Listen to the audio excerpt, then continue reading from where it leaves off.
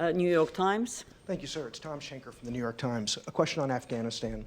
As is well known, the Obama administration is about to start a review of both the size and pace of the drawdown and withdrawal of the surge forces. Some of it have expressed concerns that as the U.S. brings its forces out, the NATO allies will rush to the exits as well. How concerned are you that the U.S. withdrawal will prompt a rapid withdrawal by other NATO nations? And if President Obama were to call you and say, Mr. Secretary General, how should I shape this withdrawal to most reassure the allies, what would you tell him? First of all, there will be no rush for the exit. And that has been confirmed at today's meeting. On the contrary, all ISAF partners will stay committed and see this through. We outlined a roadmap for transition to lead Afghan responsibility at our summit in Lisbon in November, and we stick to that timetable. Transition starts next month.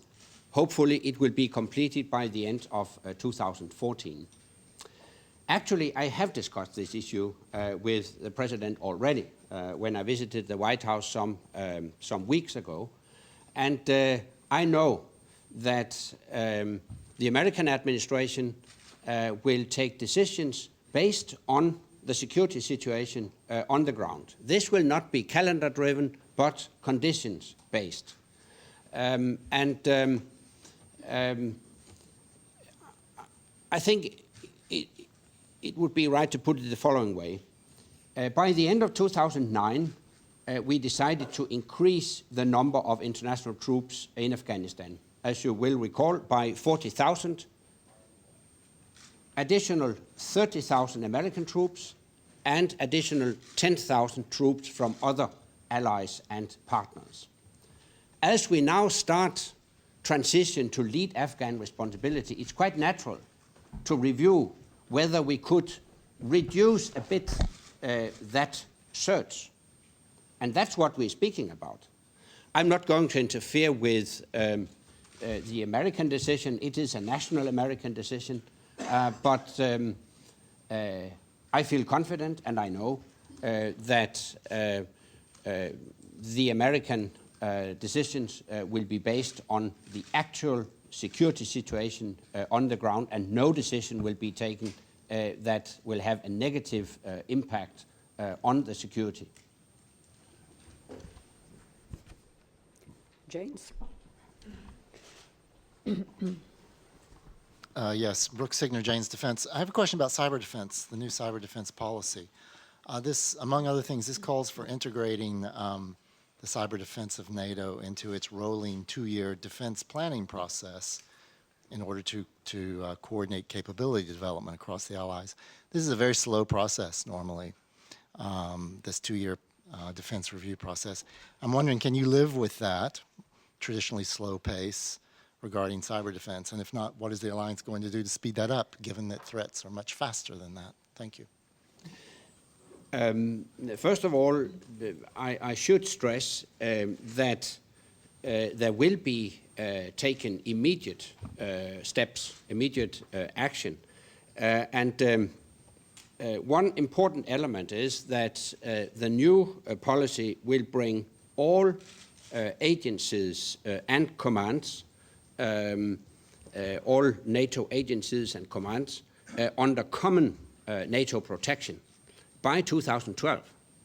And that's actually rapid action.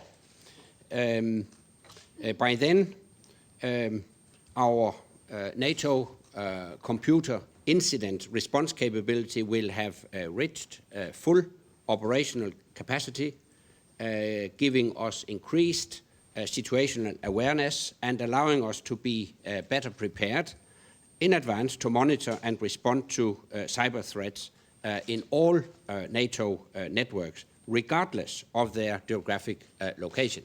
So we are actually taking rapid action. Guardian. Ian Traynor, The Guardian, Secretary General. You're saying that the alliance will do whatever it takes to protect the people of Libya, but at this meeting, of course, has heard criticism that it's actually quite a small minority of member states who are taking taking part in the strikes campaign, and that some of the bigger member states with the assets required are not taking part. What do you say to this criticism? Well, I myself have called on allies to broaden the support for our operation in Libya. First of all, let me stress,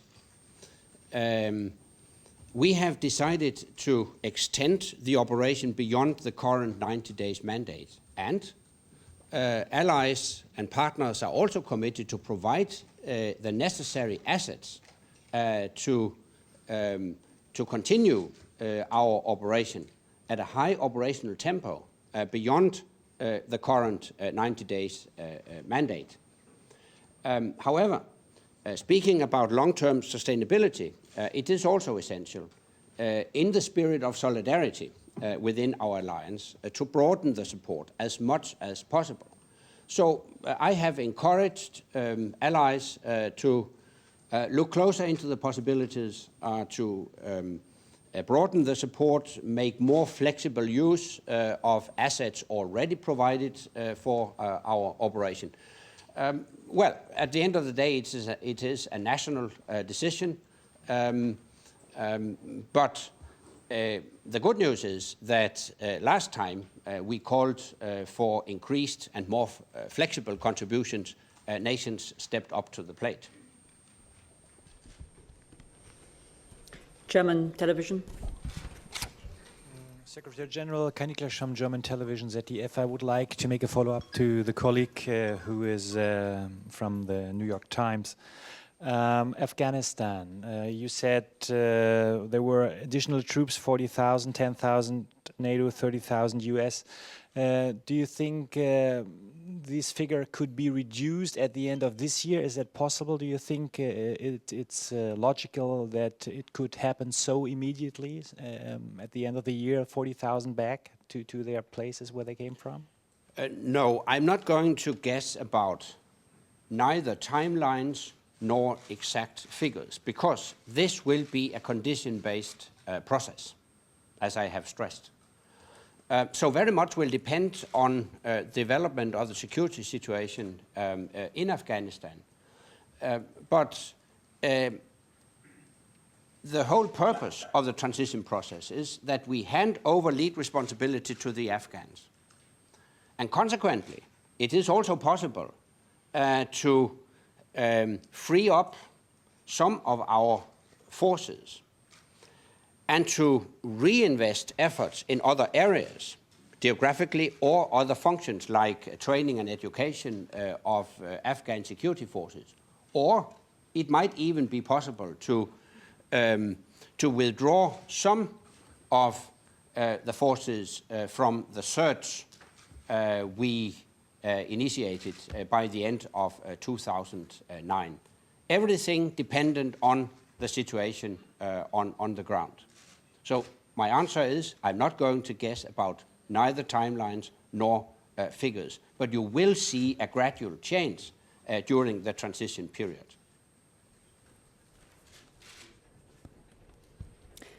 Lady over there.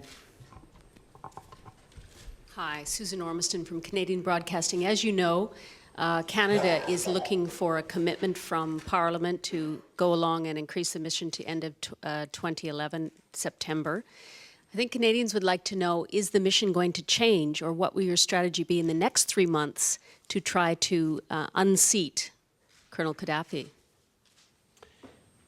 We will stick to the current strategy within the United Nations mandate. The United Nations mandate in Security Council Resolution 1973 is quite clear. And we have defined 3 exact military objectives. Firstly, a complete end to all attacks against civilians.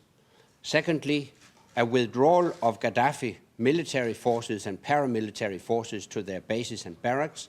And thirdly, full, immediate and unhindered humanitarian access to people in need. These are the 3 military objectives, and we will continue our operation until these objectives are met. Having said that, we will, of course, constantly adapt our operation to the evolving situation on the ground. But basically, we will stick to the strategy already outlined within the current mandate. At the back over there. I'm actually from the Canadian Broadcasting Corporation as well.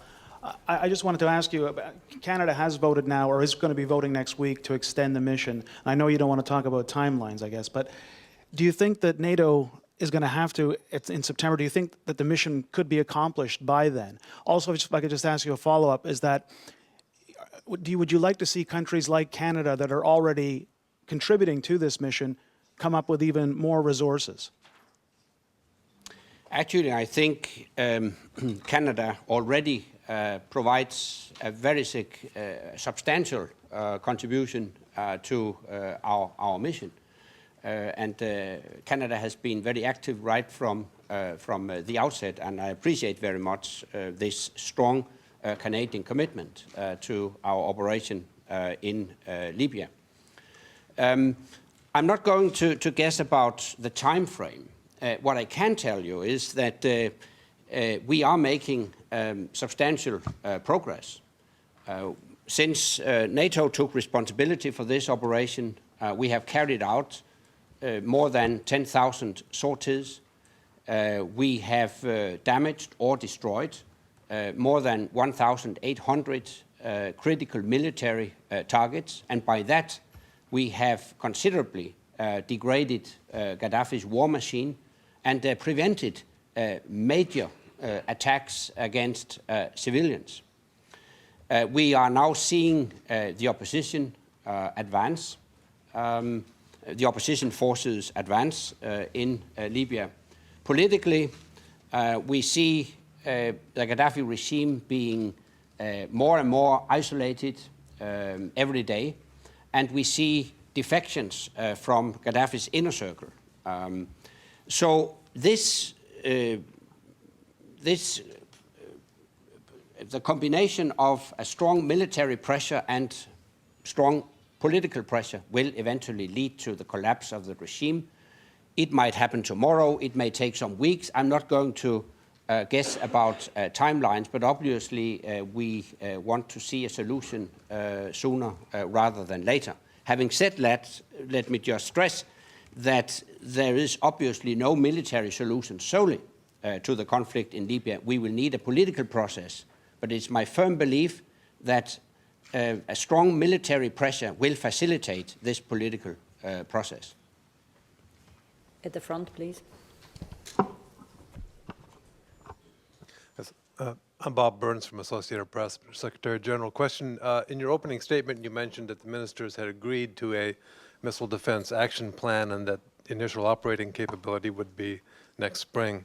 Does that mean that you've agreed on a defined architecture to the point where you would know which countries participate, where the systems would be located, and what, if any, kind of connection with the Russians? Has already been worked out? No, there are yet many details to be worked out, and it is a gradual, adaptive approach.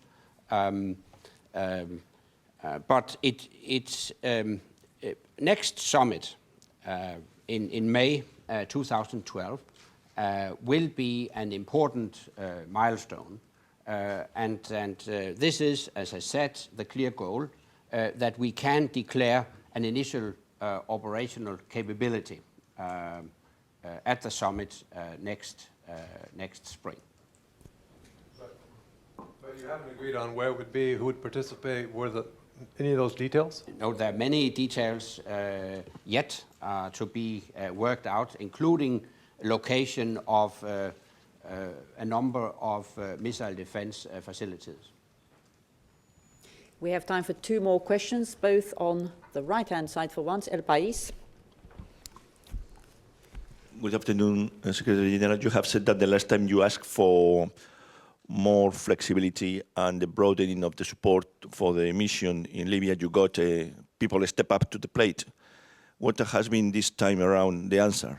Are you satisfied? What are your inklings? Thank you. I think it's safe to say that all allies have listened. The message has been very clear, not only from me, but also from a number of ministers. And the answer has been we need to reflect, we need to consider that, we need to go to our parliaments, etc. And that's quite natural. So I have to say I hadn't expected clear pledges at this ministerial, because it's not a fourth generation conference. It's a defense ministers meeting. We have delivered political messages, and now it's for each individual nation to make that decision. Over there. Peter O'Neill, Post Media News. Secretary General, you've referred to the success and the growing momentum against Gaddafi's forces, but yesterday there was a report that several thousand of Gaddafi's forces with armor attacked Misrata. When NATO has control of the air, how does something like this happen? Was there a failure of intelligence, or is this just a minor setback? How would this happen? Yeah, well, I would call it a minor setback without going into operational details, but of course it is an example that the Gaddafi regime still constitutes a threat against the civilian population in Libya. And this is exactly the reason why we have decided to continue our operation beyond the current 90 days mandate, and we will stay committed as long as necessary to fully implement the UN Security Council resolution. The bottom line is that thanks to a very successful operation so far, we have saved numerous lives, and we have prevented major attacks against civilians in Libya. But now and then you will still see attacks, and that just demonstrates the need for continuing our operation. Thank you very much, and hope to see at least some of you at 1600 for the technical briefing on NATO reforms. Thank you.